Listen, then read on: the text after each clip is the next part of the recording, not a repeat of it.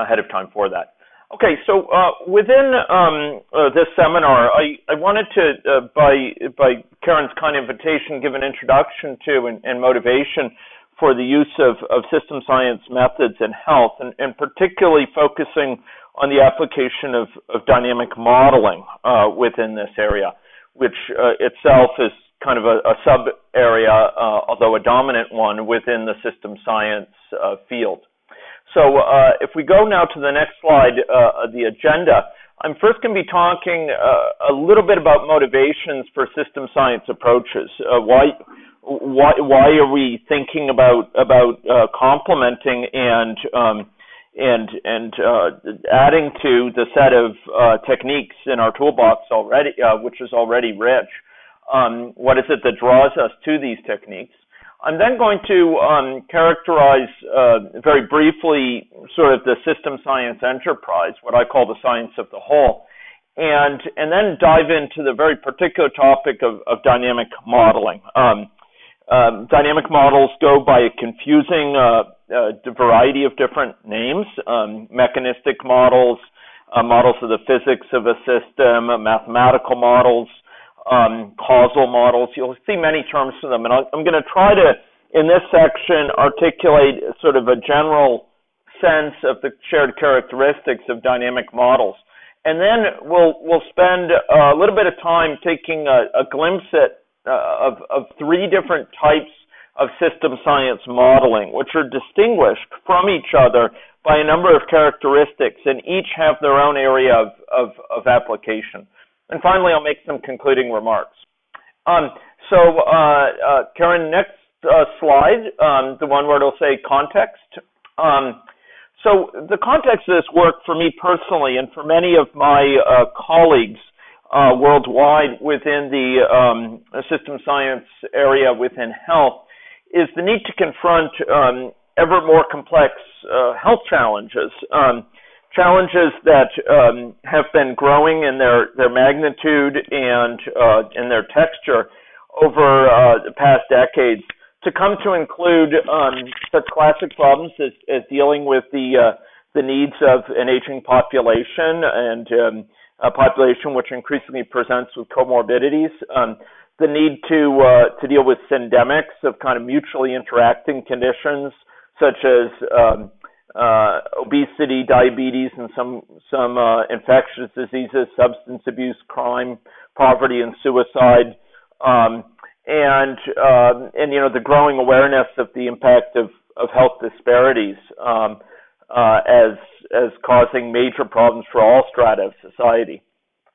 Also, the notion of one world, one health, the fact that that increasingly diseases that used to be confined to certain areas of the world or certain sectors, such as the farm economy, are spreading throughout our societies and healthcare systems worldwide.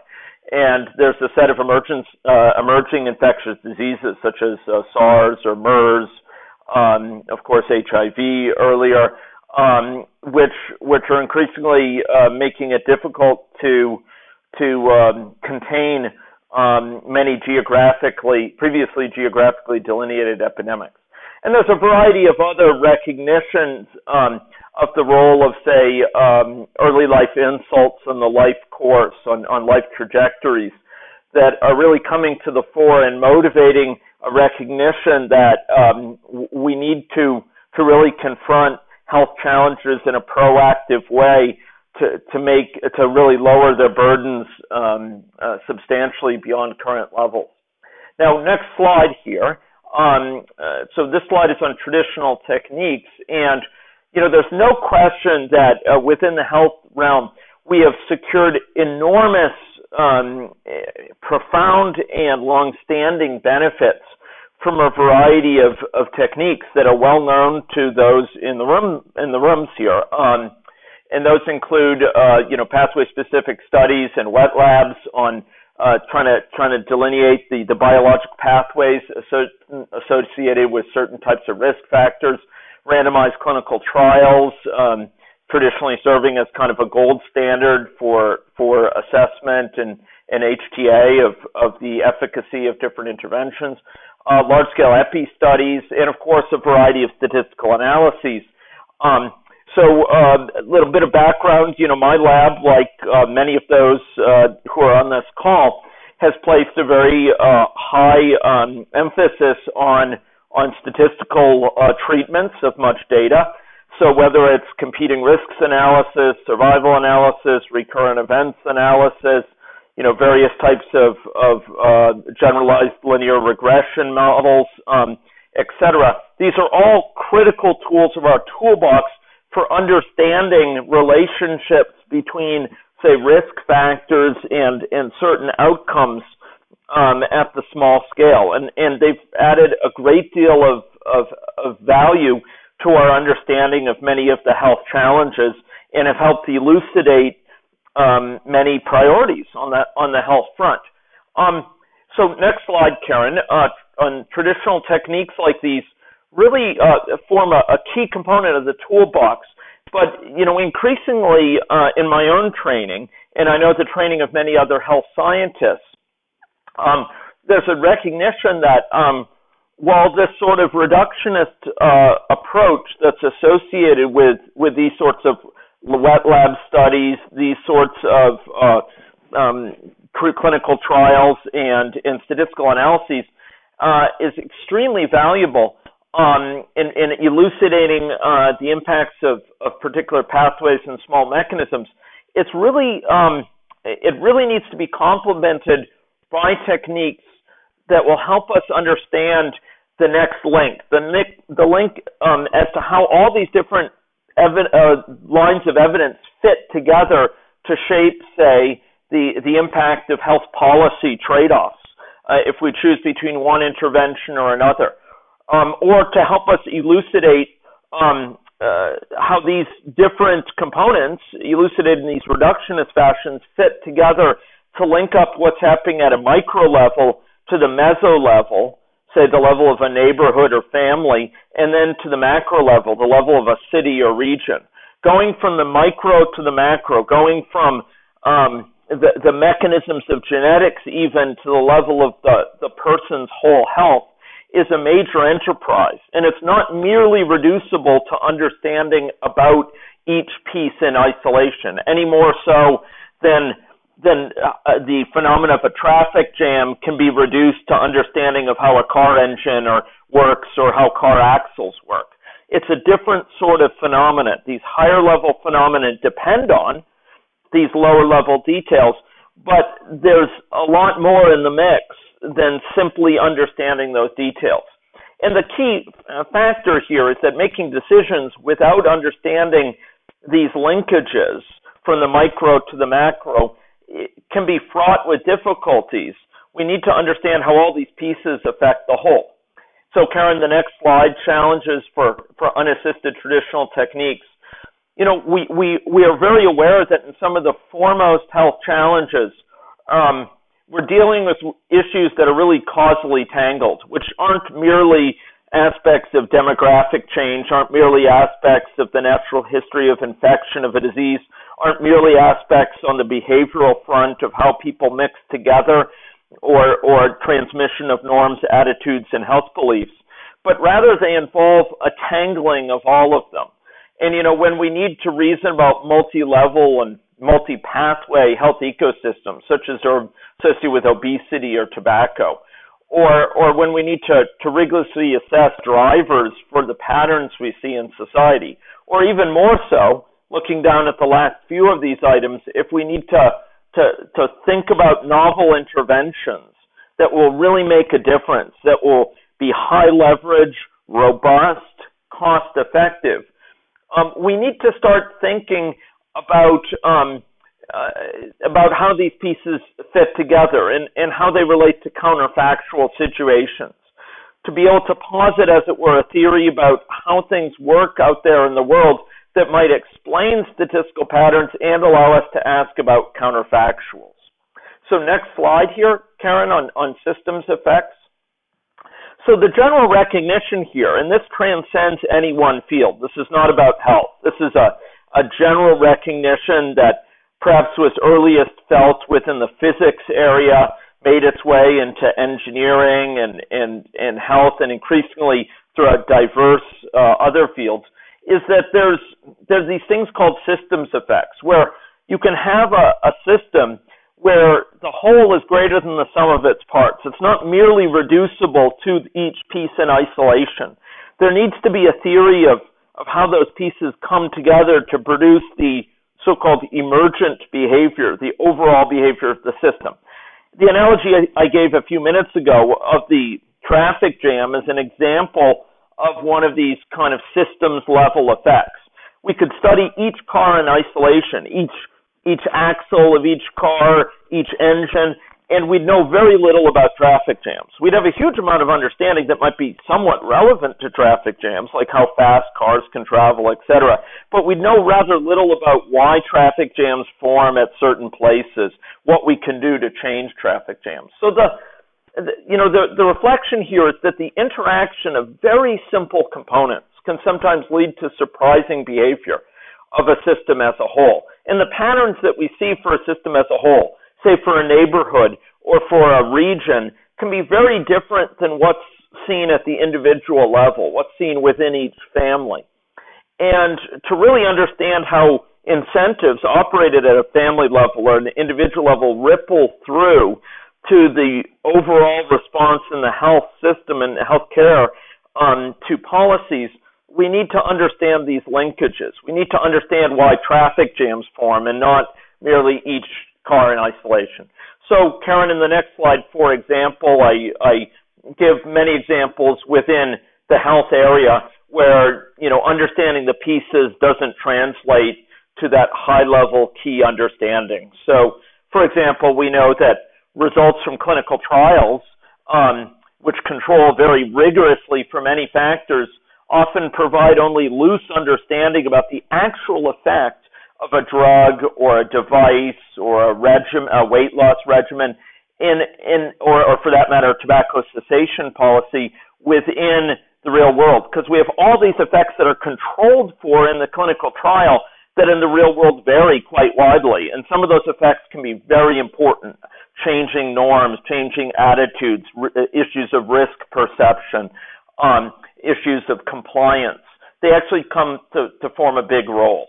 And similarly, we understand that even though we can understand the human body at a very detailed level in terms of the equivalence, the amount of calories stored in a kilogram of fat, engaging in a certain level of burn and physical activity of calories doesn't translate into an equal level of energetically equal weight loss of fat.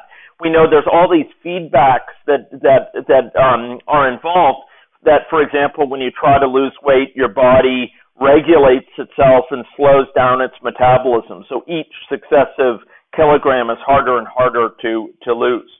So next slide. So in general, when we need to explain what's going on in the world, when we need to ask, for example, where the situation is likely to go next, what's driving these patterns that we see, is what I'm seeing even good or bad, we need to grapple with a lot of these issues of kind of what is going on in the underlying system and these systems effects. So, Karen, next slide. We know since the 1700s that there are these initially puzzling patterns that have popped up, say, in infectious disease. Here, recorded deaths from bubonic plague. Next slide. For childhood communicable diseases, these oscillations that are seen, historically for burdens such as measles, pertussis, mumps, chickenpox, that are associated with periodic outbreaks of infection, which scarily are coming back now in the light of waning vaccination rates. In the next slide, Karen, we also know that there can be these effects of coupling that can be very important in shaping the life course, say between a caregiver and a child, that can have a profound effect on that child's later development. And the two are coupled. If you just pay attention, say, to the mom, or you just pay attention to the child in isolation, you'll be missing a large part of explaining what's going on in terms of some of the dynamics. Karen, I'm going to skip forward 2 slides to spatial patterning with chlamydia. We know that there are these profound disparities that we see spatially with certain types of illnesses. In the next slide, chlamydia and gonorrhea in Manitoba. And networks which link people in many areas of a province, in between provinces, that serve as very important mediators for explaining why we see certain infections in certain cases. Next slide, to spatial spread with rabies. We know that for certain conditions, space and geography has a profound impact on the patterns of spread. And Karen, the next slide on emergent patterns. And we know that the patterns that we see in these contexts are structured, yet they're very different from what we see in any particular element of the system. We can't easily explain those patterns we see with rabies or with the spread of gonorrhea and chlamydia by just appealing to the natural history of infection. It's not merely a matter of how the body marshals cell-mediated immunity to fight the infection. It's not merely a matter of how the infection is transmitted with and without protection. It's rather a tangling of many such issues. These patterns reflect what we call emergent behavior. There's some underlying system, and there's an entangling of many different causal pathways that give rise to these overall patterns that we've seen, whether it's spatial patterns, patterns in networks, patterns associated with, over time, associated with the number of cases. These are reflective of some underlying processes. And if we want to fly ahead of the plane, if we want to help head off problems, we need to be able to anticipate these emergent properties and, importantly, how they will change in the context of intervention. And so, Karen, this brings me to the next slide, the need to intervene. This is a profound need when it comes to health care, public and population health. We're seeking here to change the course of health. We're seeking to lower health burdens, improve the health of the population. And, often we're confronted with the question of, we have several choices. Which of them are most responsive to the situation, and what portfolio of them would work most effectively? So we're asked where to best intervene, how to intervene, how soon will I see effects, how can I scale these effects up, how can I make them sustainable financially in terms of the human resources involved.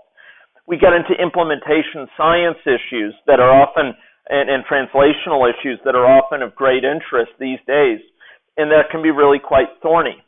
So, Karen, the next slide.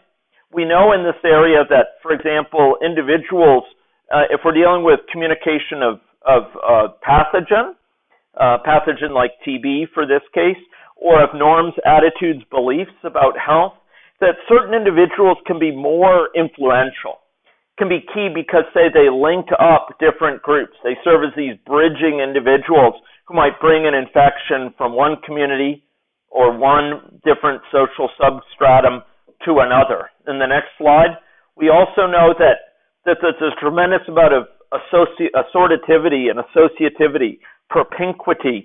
People who live nearby often have common contacts and often share similar health burdens. Some of the biggest health burdens within our societies, whether it's Saskatchewan or Manitoba or Alberta or indeed across Canada, some of the same communities have the biggest health burdens of diabetes, of STIs, health burdens associated with Hep C, sometimes HIV. These things are not accidents. There's clustering that goes on that is resulting from these processes. And if we're trying to ask how to blunt that, if we're trying to ask how to reduce that burden, we need to understand where those effects are coming from. Next slide. So, Karen, this is persistence of endemic infection in network cores. We know that it's not just about the average person, that some individuals have disproportionate effects. Some individuals, by virtue, say, of their contacts, and next slide, Karen, with the log-log graph, some individuals have way disproportionate effects to their numbers in the population. They're kind of as we say, the tail that wags the dog. these small number of people with large numbers of connections can be the dominant force in shaping the evolution, say, of communicable diseases within a population.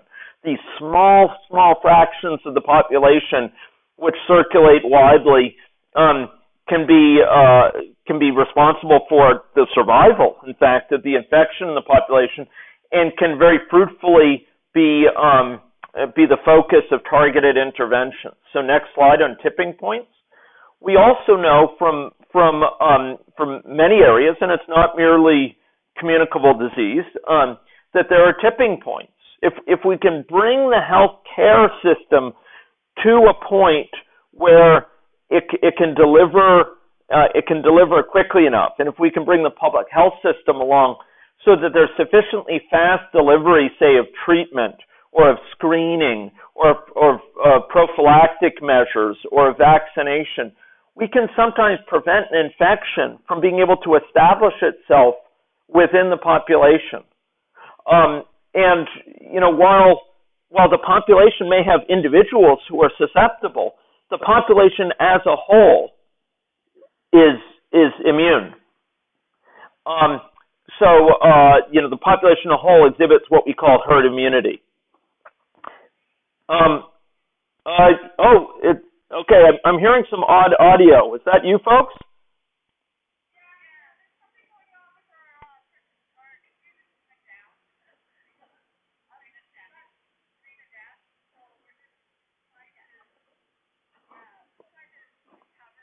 Oh.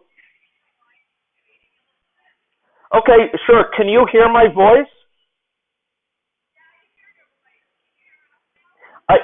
I can hear you about the level of a mouse. So there's something going on with the audio. It's fainter than the fan on my computer.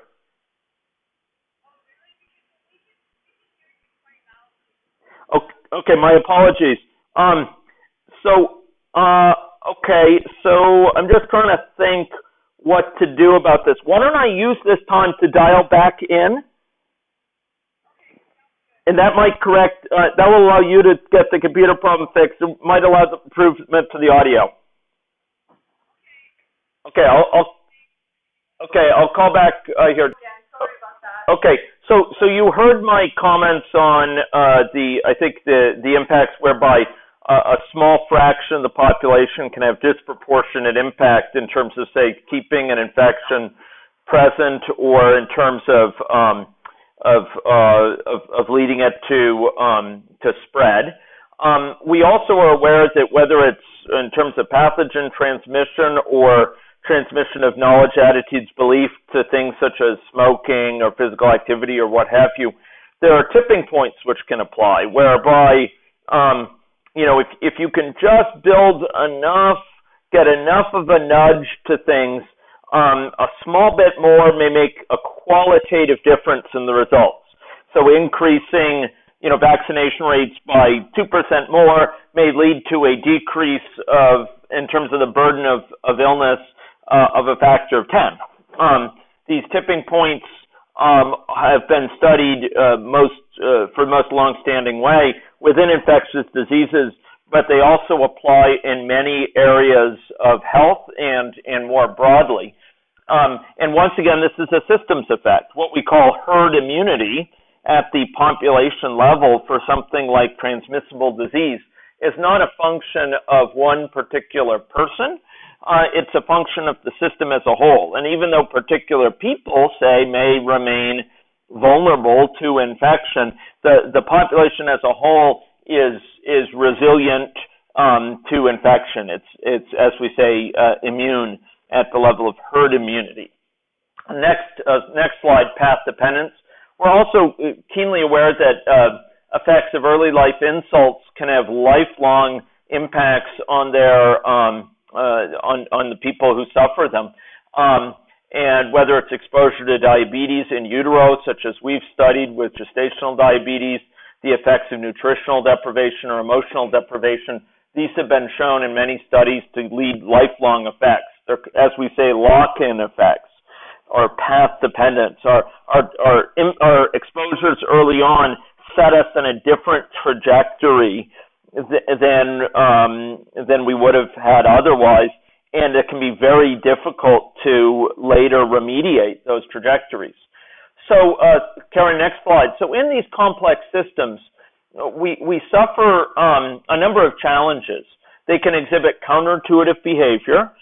They can surprise us. The emergent patterns are often things, almost by definition, things we don't anticipate. There can be misperceptions of what's going on. There can be policy resistance. We try to change the system and it pushes back against us in some level. So we try to lower the burden of tobacco in terms of heart disease and deaths by lowering the tobacco in each cigarette. Sounds great. You lower the amount of tar in each cigarette, which sounds like a great strategy.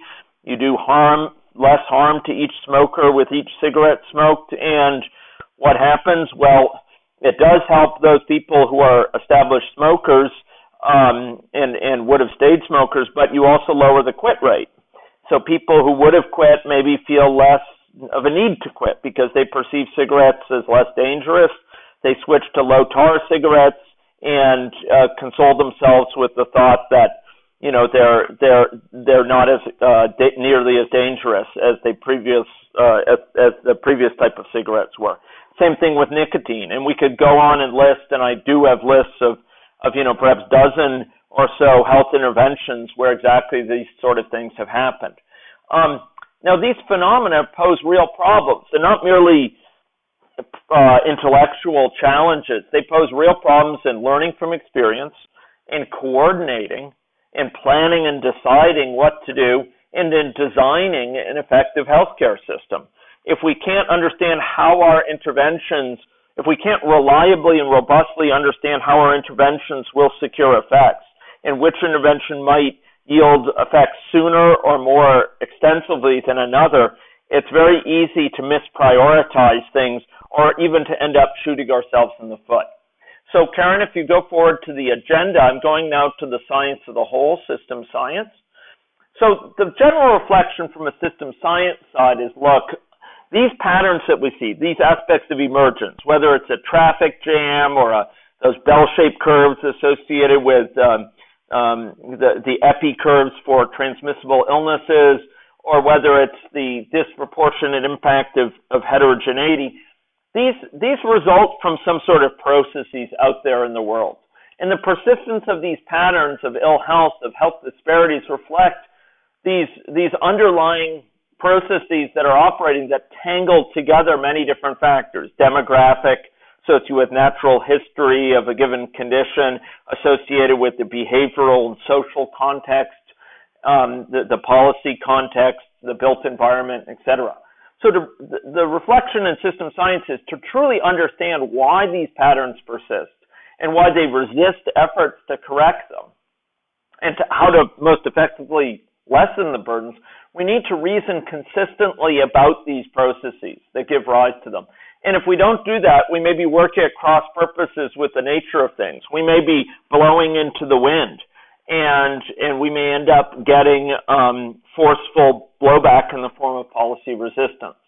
So the idea here for system science is it aspires to be the science of the whole. It helps us visualize, understand, and reason about implications of our assumption regarding processes in the world. Helps us understand if this is how things operate in the world, what's the logical assumption, what's the logical implication, say, for which interventions will be most effective, which interventions will yield their results sooner, which portfolios of interventions will be most robust. Now, a central way in which system science aids this, not the only way, but a central way, is through dynamic models. And these models represent sort of how things might work out there in the world, how we posit, perhaps this is how things are. What are the implications of this? And they can help us at a variety of tasks that I'll be coming to. So, Karen, the next slide is signs advising a system science approach. Many people ask me, do I need a system science approach, or is this problem fitting for it? And I've listed here a number of features of systems that point often quite strongly to the need for such an approach. And I won't go through them exhaustively, but feedbacks, path dependence, the surprising effects of emergence, effects of scale at very different scales. You see very different effects, network effects, effects acting over networks, effects associated with long delays or where there's adaptation and learning going on, and nonlinearities, cases where if you double the level of effort put into an intervention, it does not simply double the results. It may multiply them by 10, or it may multiply them only by 1.1 times. These sort of effects associated with nonlinearities. So I'm going, Karen, skipping forward to the agenda in the next section where I'm going to be talking about dynamic models. And there's a slide, dynamic models. So these dynamic models go by very many names. Simulation model, dynamic model, mathematical model, causal model, model of the physics of the system, mechanics of a system. Whatever name we use by them, basically they share some characteristics. They represent hypothesized causal relationships, and note causal there because we want to use them to reason about counterfactual situations, and note hypothesized because we don't have perfect knowledge of the world. These models don't immediately give us knowledge of what's going on out there, but they can help us more quickly spot inconsistencies between what we think might be going on out there in the world and what actually is, by helping us make use of best evidence more quickly and more fully. So what do these models do? Well, they basically provide a way of examining system-wide consequences of changes in one or more areas of a system. So they help us understand, say, how localized change, say to a change associated with risk behavior on the part of this subpart of the population, or associated with this screening policy, or a change associated with how vaccinations are prioritized. How might that ripple through not just to the health burden associated with the people directly affected, but to the broader population? And these models help us and other system actors, other stakeholders, to understand vulnerabilities and leverage points, ways of changing system structure, and ways of working together. So let's go to the next slide here, dynamic model characteristics. So in this case, what we're interested in doing with dynamic models is kind of examining the dynamic behavior. That means the behavior over time resulting from hypothesized causal structure of a system. So we term these models often mechanistic because they kind of depict in a mechanical way sort of how the system works, what pushes on what affects what, and in what way. Now, those are posited. Those are hypothesized. Note that word. Again, we don't know for sure, but we may build models of alternative theories about how the world works. We may build models where some parts of it are more well-defined and some parts of it are a bit more uncertain, and we want to see if they're consistent with the evidence we have at hand. We may also use these models for theory building. We'll try out a theory and say, does that look plausible in light of the behavior that results? So we often talk about these models depicting the physics of the system, sort of at a mechanistic level, what influences what affects what, and how does it affect it? So, the system here, much of it is often from a statistical perspective latent. I work with, for example, directed Bayesian models, so some models using tools like RJAGs, for example, that include latent components as well as observables, and use MCMC with them in sort of Bayesian conditional models. And these things include often a few components latent. Within a dynamic model, often there's quite a bit more that are latent variables that we don't measure directly. It's just pieces of the system we measure directly.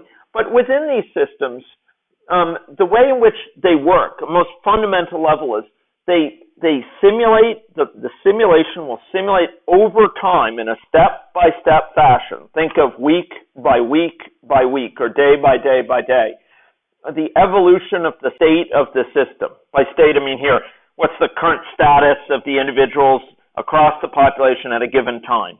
And you can imagine the model advancing chunk by chunk by chunk. I normally like to show simulations live to my audiences, but because we're limited to the thin wire of a phone connection, I don't have that luxury. But you can imagine it simulating that state evolving over time. How many people are, for example, have diabetes or are pre-diabetic or at different levels of weight status. Simulating that change over time, the composition of the population, people being born and dying and immigrating, people changing their physical activity and thereby altering their weight status over time. So a model like this seeks to capture hypothesized causality for a reason. It's absolutely central to it, to the purpose of these models, and that is so that we can use them to examine counterfactual situations. We can ask what-if questions concerning situations that have not yet been observed. Maybe a much larger screening program, maybe a portfolio of interventions that have never been used together. And we want to know, do they work across purposes or are they synergistic in their effects? So let's go to the next slide, dynamic model specifications. When we specify these models, we typically do so by specifying an initial state of the model, and then we specify, so, how many people, for example, start with full frank type 2 diabetes, how many start in a pre-diabetic state, how many start with different levels of weight, for example. Perhaps we even have history information associated with their weight, their birth weight, or what have you. So we have some initial state of the model before it starts, some initial situation, and then we specify rules.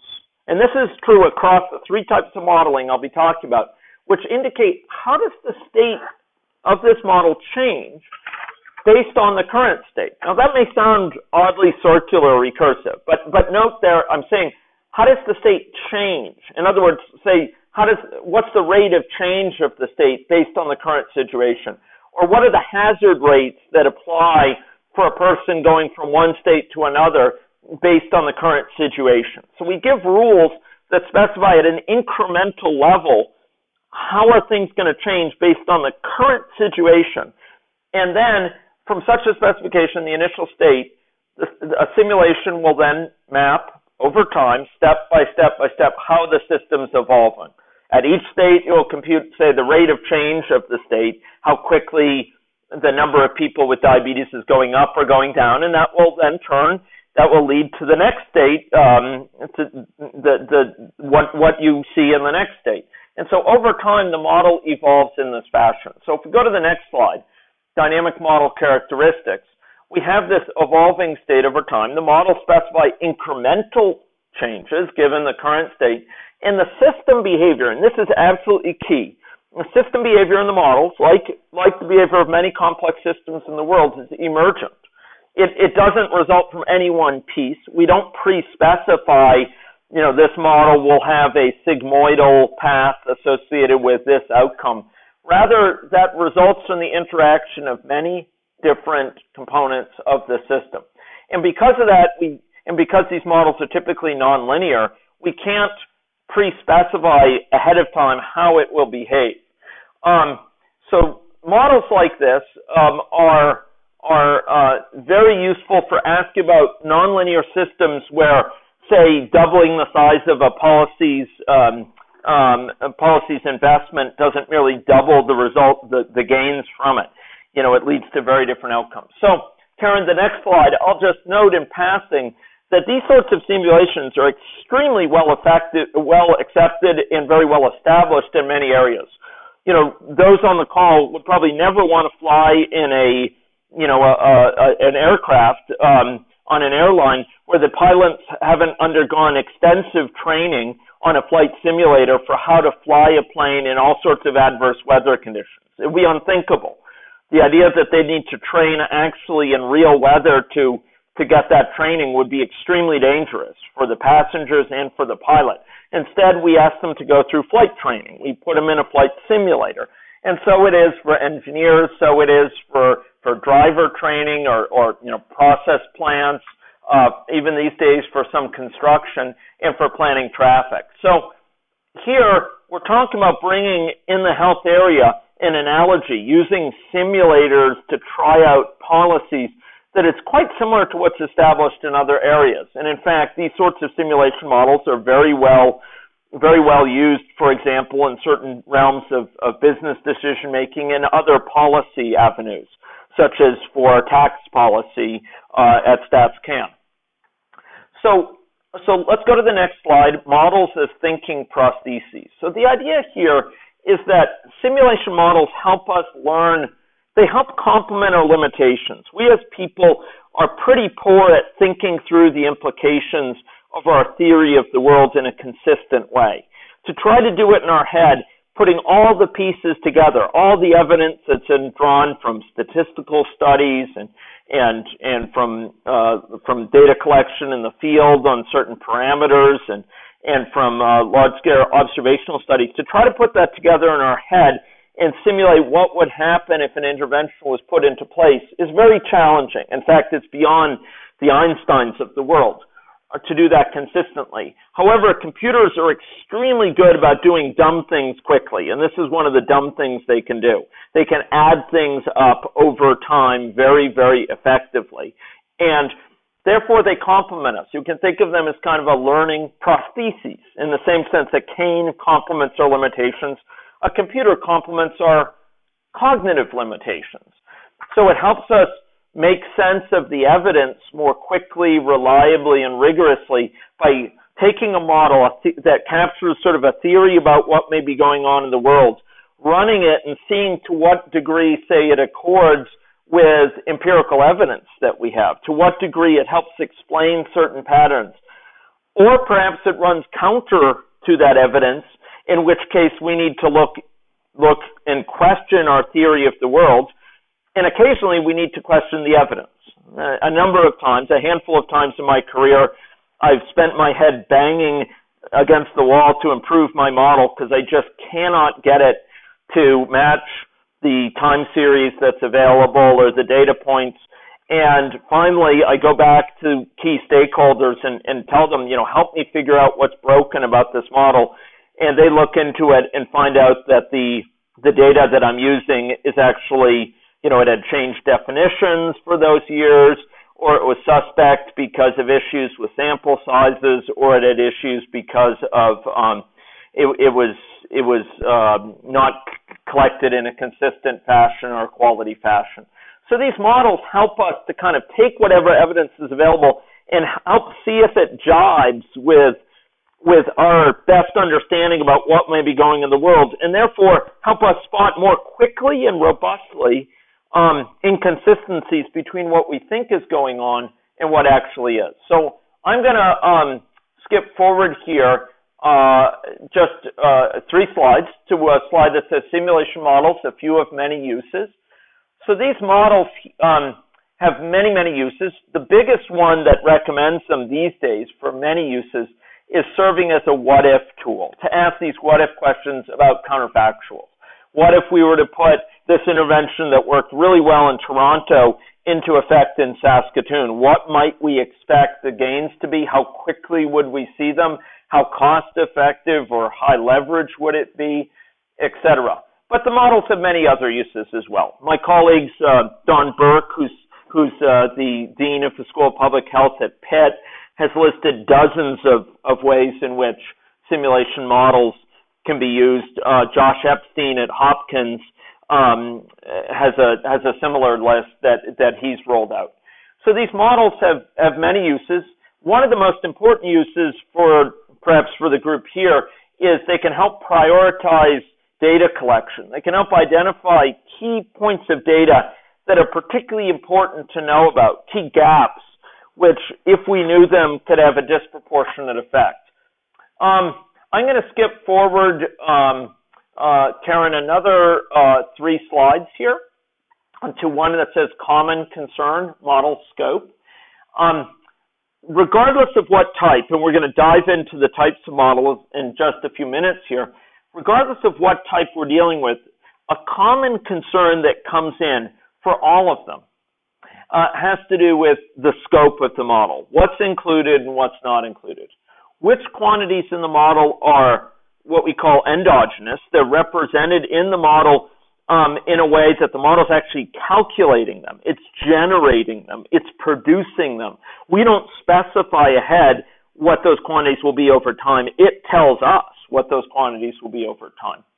By contrast, there may be quantities which are represented in the model explicitly, but in a pre-specified or fixed fashion. Maybe it's a fixed number, maybe it's a time series that's pre-specified, and we call these quantities exogenous. And then there are some quantities that are ignored, that are simply left out of these models. And generally, there's a balance here. We'd like to include more endogenous factors to make the model more general, to enhance investigative power of the model, for greater flexibility. On the other hand, it also takes more time to build, and it's more challenging to reason about. And Karen, if we go back one slide to models and maps, in general, I'll say models are very much like maps. And I'll use the analogy, since so many people here are biostatisticians, I'll mention George Box's comments one time when asked about models. George Box, the famous statistician, once commented, all models are wrong, some models are useful. And, that may seem odd at first, but the point is that all models, whether statistical or dynamic in character, they're abstractions. They leave out a lot of details, and they gain a lot of their power by leaving out details. It's a little bit like a map. If we want to drive through Calgary in a reliable way, we want a map that leaves out a lot of details. We don't want every sidewalk drawn in the map. We don't need every sewer location. We don't need the location of power lines on there. We don't need every little bit of grass. We want to know what we need in terms of street connectivity. By contrast, if you were seeking to understand why brownouts are occurring in Calgary in certain regions, you sure want those details of the electrical connectivity, but you might leave out details in street connectivity. And models, like maps, are specific to purpose. We build them to investigate certain purposes, and they capture certain things of relevance for that purpose, and they leave out certain things. And in that sense, they're wrong. I mean, they're not a perfect representation of the world. The only perfect representation of the world in a map or a model form is the world itself. But it's because they leave out details that we can learn from them more easily than we can from the world. So, Karen, I'm going to go forward here 2 slides, and there's a thing that says system science model types. And I'm going to go through now 3 types of dynamic models in a whirlwind fashion. The first is system dynamics.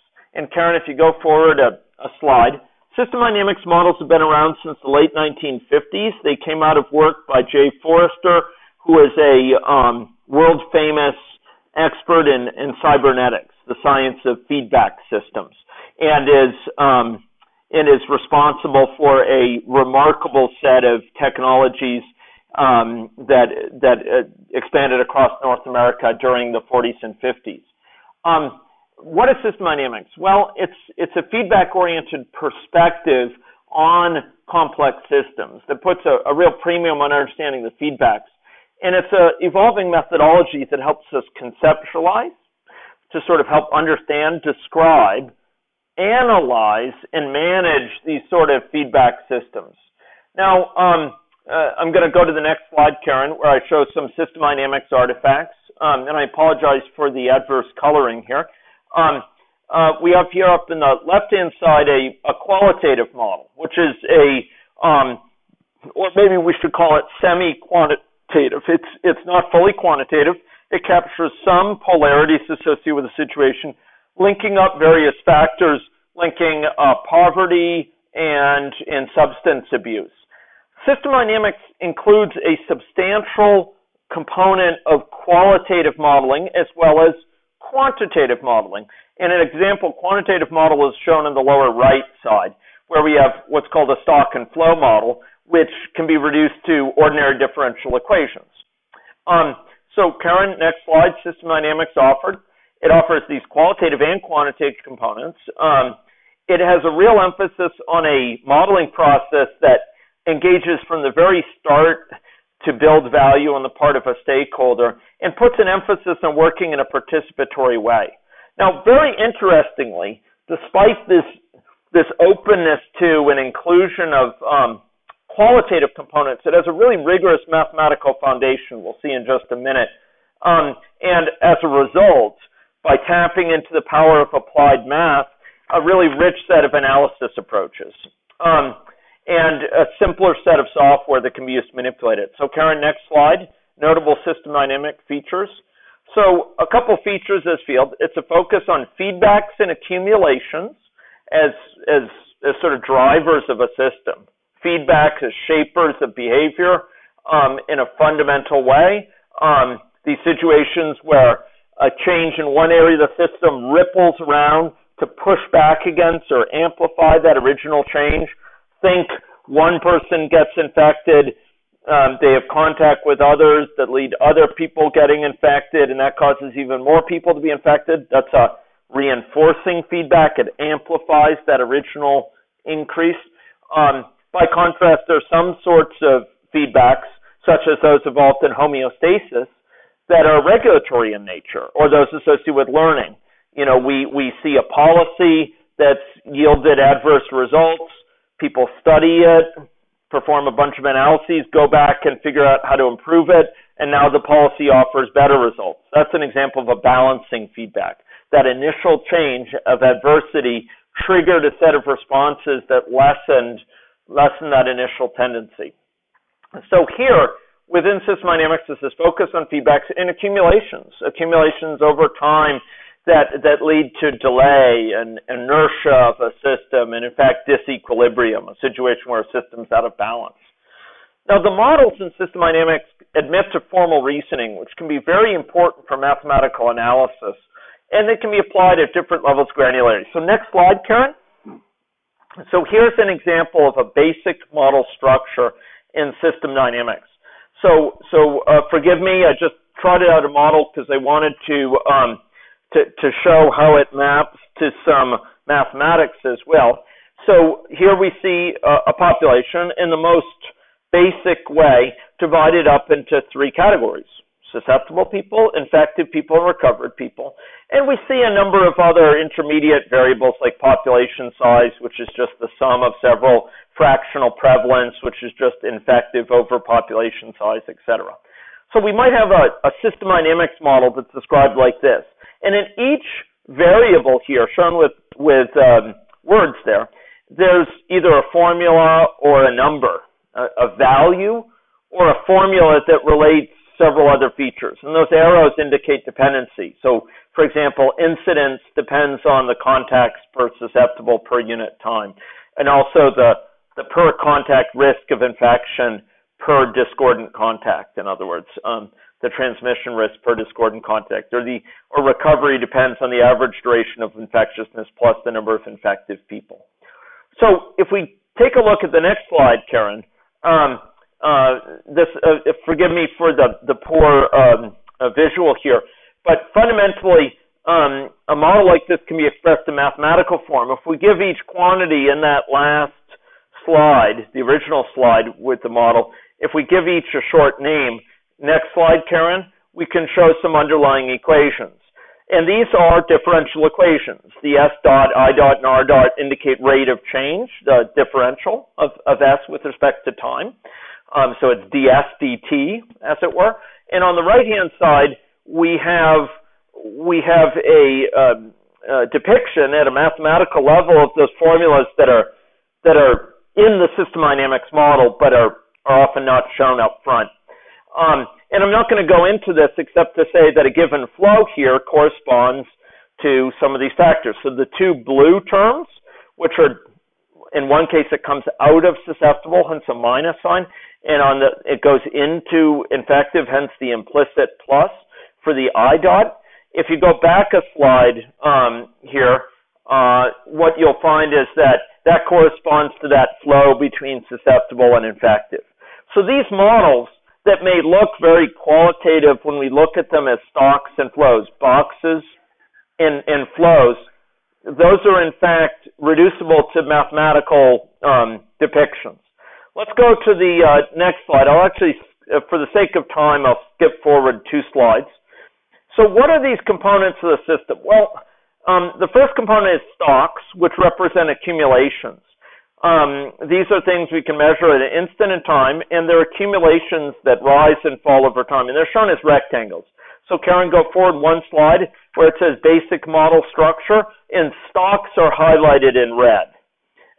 In this red. Karen, are you in sync with me? Yes. Okay, great. Okay, let's go forward one more. Central stocks and dynamics. These stocks determine the current state of the system. They're really central to understanding certain phenomena: disequilibrium, decay, memory of a system, and they lead to inertia. In the next slide, state changes, flows, I note that all of these stocks depend for their changes on flows. And Karen, if we go forward one slide, there's a slide which highlights the flows here: incidence, recovery, immigration. These are quantities that are, in this case, people per unit time, and there's formulas for each of these. There's formulas that depend, and this is critical, formulas that depend. To calculate the value of the flow, it needs to depend on the current value of the stocks. How many people recover in the next week depends critically on how many people are currently infected. If there's no one to recover, in other words, no one infected, nobody's going to be recovering. So that recovery transition, that flow there, depends, you'll notice it depends on infective by that arrow. And that reflects this dependence on the current state of the system. So, Karen, I'm going to jump forward 2 slides to emergent behavior. The reflection here is, within these models, the whole is greater than the sum of the parts. You can get surprising behavior. And out of these system dynamics models, you can get these interactions of stocks and flows that lead to those classic hallmarks of complexity we started talking about: tipping points, lock-in effects, high-level behavior, delays. These can all be seen within these system dynamics models. Next slide, formal analysis. With system dynamics models, we have a unique capacity among the 3 methods covered here to conduct formal mathematical analysis. And this can provide really deep insights into how the behavior of the system in the long term depends on parameter values, how the stability of the system, whether or not there'll be an outbreak, for example, depends on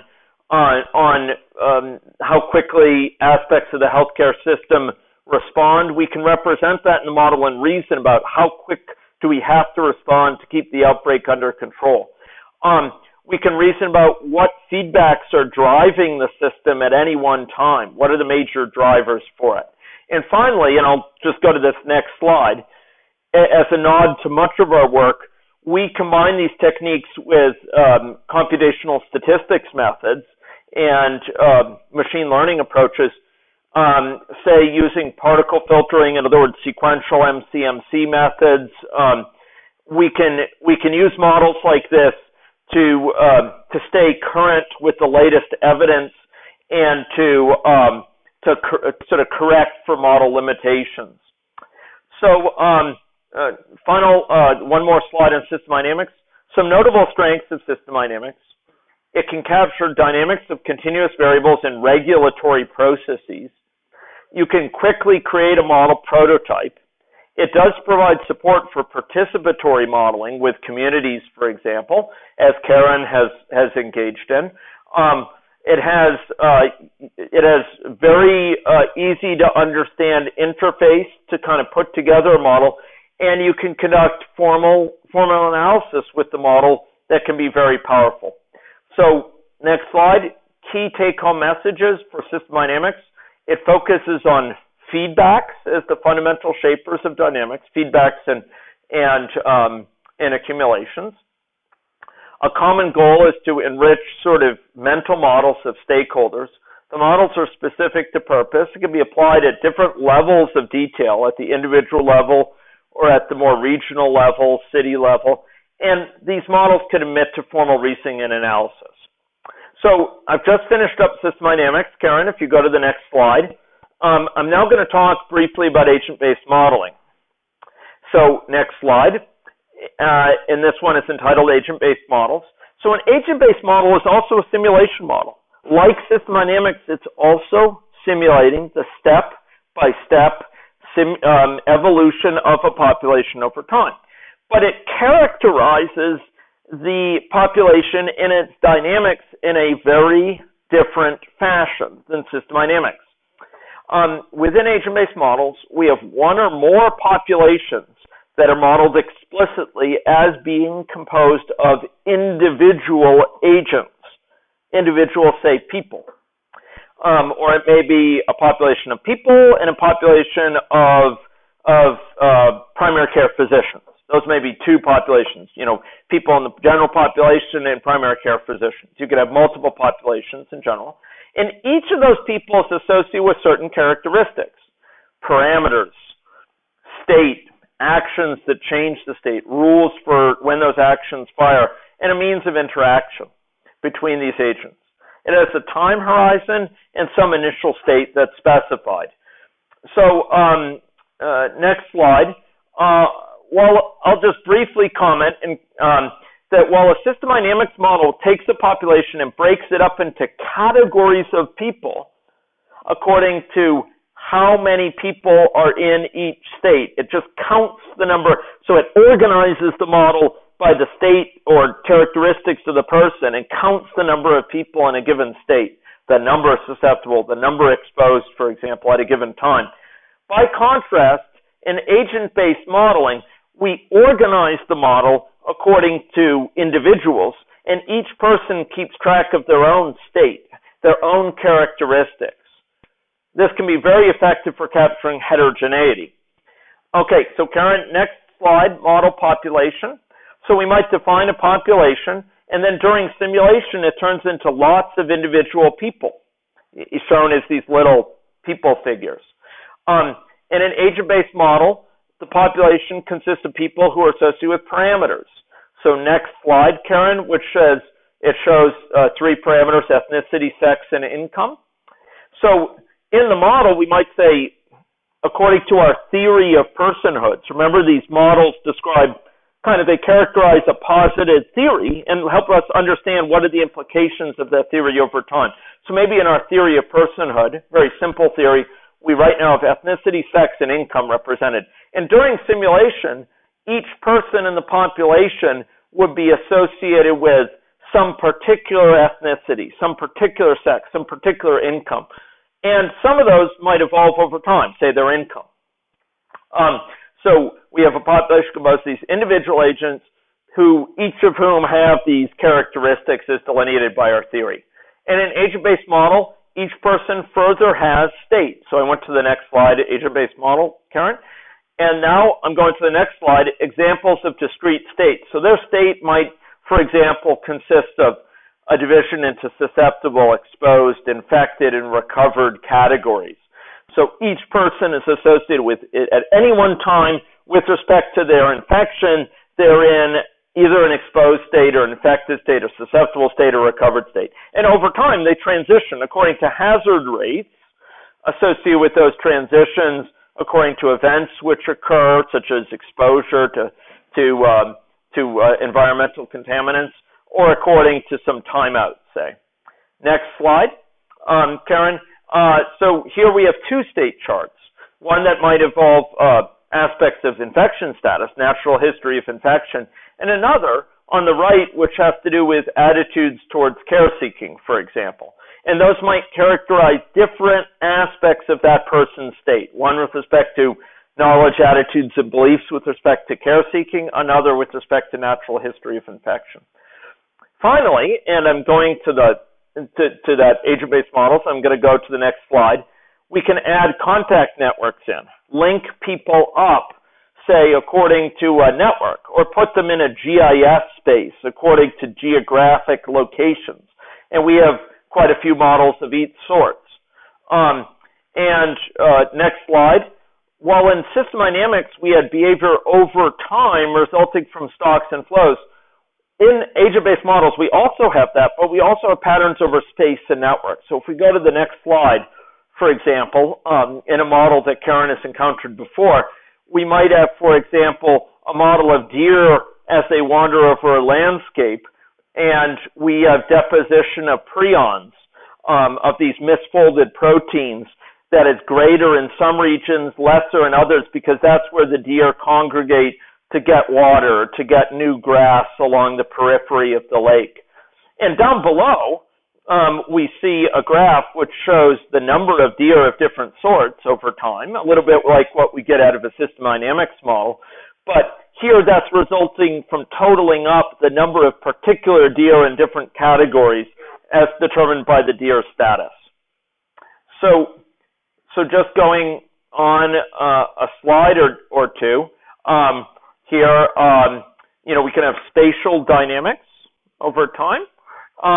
And we might have dynamics in this example model slide, Karen, one more, I think, which shows sort of disparities in a population of the number of people who've been affected by an infection, shown as gray, if they have been, versus those who have been uninfected, shown in green, who might be of, say, higher income.